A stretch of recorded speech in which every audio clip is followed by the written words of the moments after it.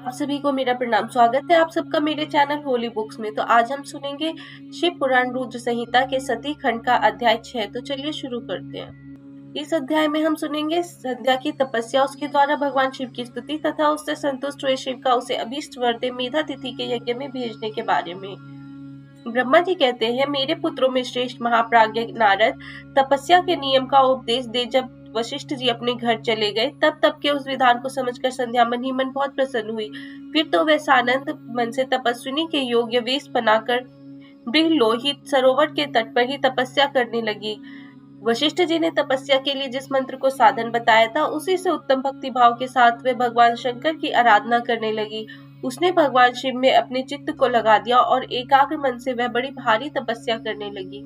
उस तपस्या में लगे हुए उसके 4 युग व्यतीत हो गए। तब भगवान शिव उसकी तपस्या से संतुष्ट हो बड़े प्रसन्न हुए तथा बाहर भीतर और आकाश में अपने स्वरूप का दर्शन कराकर जिस रूप का वह चिंतन करती थी, उसी रूप से उसकी आंखों के सामने प्रकट हो गए।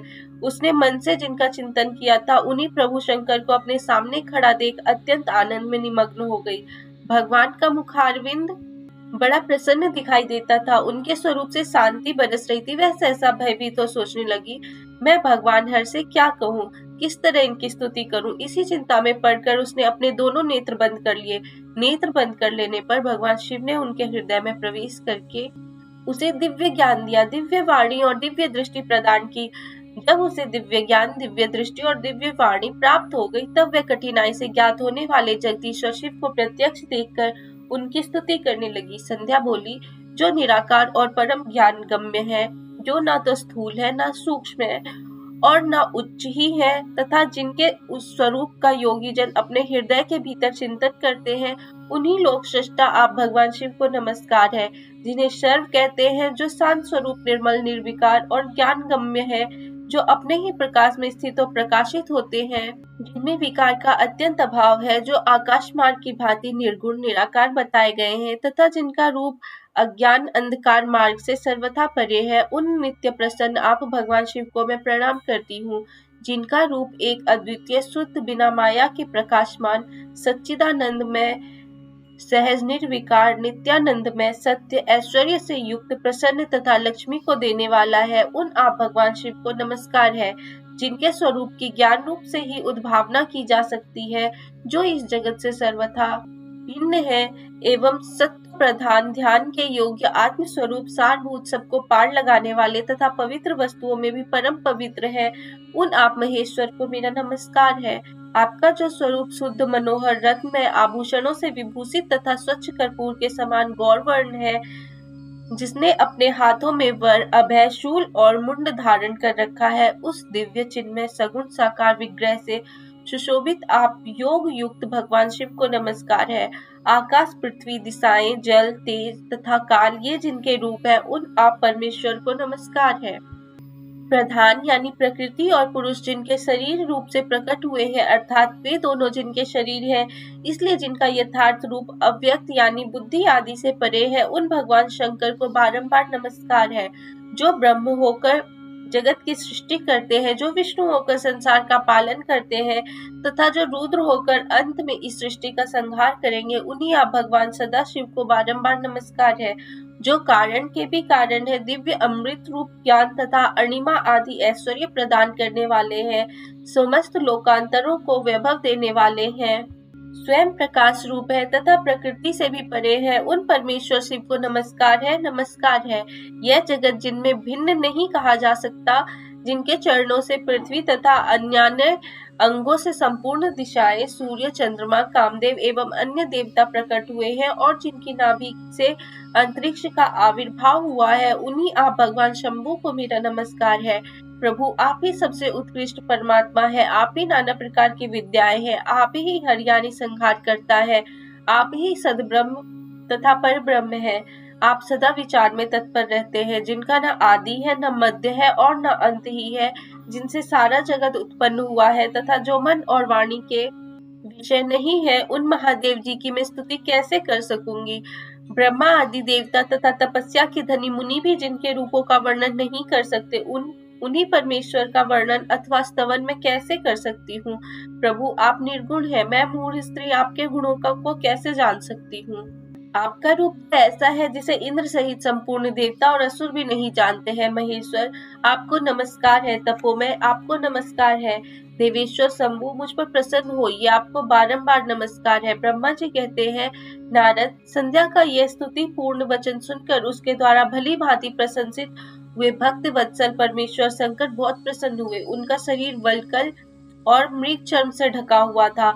मस्तक पर पवित्र जटाजूट शोभा पा रहा था। उस समय पाले के मारे हुए कमल के समान उसके कुमलाए हुए मुंह को देखकर भगवान हर दया से द्रवित हो उससे इस प्रकार बोले। महेश्वर ने कहा, भद्रे, मैं तुम्हारी इस उत्तम तपस्या से बहुत प्रसन्न हूँ। शुद्ध बुद्धि वाली देवी, तुम्हारे इस स्तवन से भी मुझे बड़ा संतोष प्राप्त हुआ है। अतः इस समय अपनी इच्छा के अनुसार कोई वर मांगो, जिस वर से तुम्हें प्रयोजन हो तथा जो तुम्हारे मन में हो उसे मैं यहाँ अवश्य पूर्ण करूंगा। तुम्हारा कल्याण हो। मैं तुम्हारे व्रत नियम से बहुत प्रसन्न हूँ। प्रसन्नचित महेश्वर का यह वचन सुनकर अत्यंत हर्ष से भरी हुई संध्या उन्हें बारंबार प्रणाम करके बोली, महेश्वर, यदि आप मुझे प्रसन्नता पूर्वक वर देना चाहते हैं, यदि मैं वर पाने के योग्य हूँ, यदि पाप से शुद्ध हो गई हूँ तथा देव, यदि इस समय आप मेरी तपस्या से प्रसन्न हैं, तो मेरा मांगा हुआ यह पहला वर सफल करें। देवेश्वर, इस आकाश में पृथ्वी आदि किसी भी स्थान में जो प्राणी है वे सब के सब जन्म लेते ही काम भाव से युक्त न हो जाए। नाथ, मेरी सकाम दृष्टि कहीं न पड़े। मेरे जो पति हो वे मेरे अत्यंत सुहृदय हो। पति के अतिरिक्त जो भी पुरुष मुझे सकाम भाव से देखे उसके पुरुषत्व का नाश हो जाए, वह तत्काल नपुंसक हो जाए। निष्पाप संध्या का यह वचन सुनकर प्रसन्न हुए भक्त वत्सल भगवान शंकर ने कहा, देवी संध्या, सुनो। भद्रे, तुमने जो जो वर मांगा है वह सब तुम्हारी तपस्या से संतुष्ट होकर मैंने दे दिया।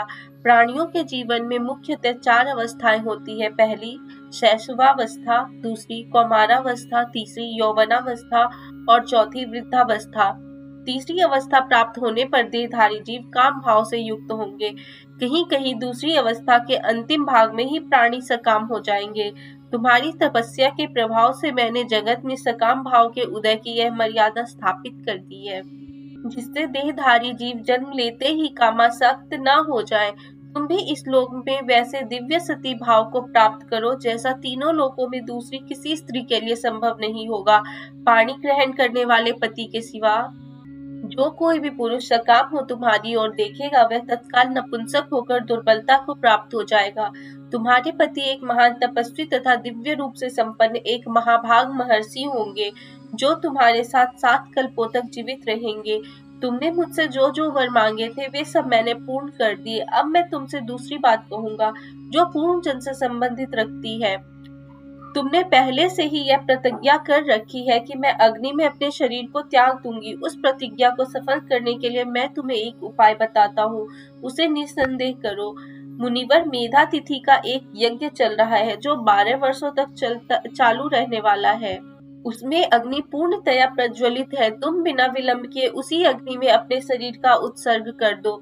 इसी पर्वत की उपत्यका में चंद्रभागा नदी के तट पर तापसाश्रम में मुनिवर मेधातिथि महायज्ञ का अनुष्ठान करते हैं।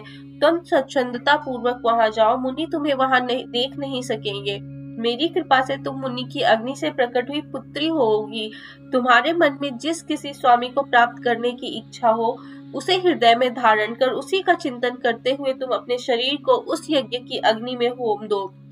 संध्या, जब तुम इस पर्वत पर 4 युगों तक के लिए कठोर तपस्या कर रही थी, उन्हीं दिनों उस चतुर्युगी का सतयुग बीत जाने पर त्रेता के प्रथम भाग में प्रजापति दक्ष के बहुत सी कन्याएं हुई हैं। उन्होंने अपनी सुशीला कन्या का यथायोग्य वरों के साथ विवाह कर दिया। उनमें से 27 कन्याओं का विवाह उन्होंने चंद्रमा के साथ किया। चंद्रमा अन्य सब पत्नियों को छोड़कर केवल रोहिणी से प्रेम करने लगे। इसके कारण क्रोध से भरे हुए दक्ष ने जब चंद्रमा को शाप दे दिया तब समस्त देवता तुम्हारे पास आए। परंतु संध्या, तुम्हारा मन तो मुझ में लगा हुआ था, अतः तुमने ब्रह्मा जी के साथ आए हुए उन देवताओं पर दृष्टिपात ही नहीं किया। तब ब्रह्मा जी ने आकाश की ओर देखकर चंद्रमा पुनः अपने स्वरूप को प्राप्त करे यह उद्देश्य मन में रखकर उन्हें शाप से छुड़ाने के लिए एक नदी की सृष्टि की जो चंद्र या चंद्रभागा नदी के नाम से विख्यात हुई। चंद्रभागा के प्रादुर्भाव काल से ही महर्षि मेधातिथि यहाँ उपस्थित हुए थे। तपस्या के द्वारा उनकी समानता करने वाला न तो कोई हुआ है न ही होगा। उन महर्षि ने महान विधि विधान के साथ दीर्घ काल तक चलने वाले ज्योतिषोम नामक यज्ञ का आरंभ किया है। उसमें अग्निदेव पूर्ण रूप से प्रज्वलित हो रहे हैं। उसी आग में तुम अपने शरीर को डाल दो और परम पवित्र हो जाओ। ऐसा करने से इस समय तुम्हारी वह प्रतिज्ञा पूर्ण हो जाएगी। इस प्रकार संध्या को उसके हित का उपदेश देकर देवेश्वर भगवान शिव वहीं अंतर ध्यान हो गए। यहाँ पर हमारा अध्याय 6 भी समाप्त होता है। शीघ्र ही मैं आपसे मिलूंगी अपने अगले अध्याय के साथ। तो तब तक अगर आपने मेरे चैनल को सब्सक्राइब नहीं किया है तो इसे सब्सक्राइब जरूर कर लीजिएगा। वीडियो अच्छी लग रही हो तो लाइक कर दीजिएगा और अगर कोई सुझाव हो तो कमेंट बॉक्स में लिख के बता दीजिएगा। धन्यवाद।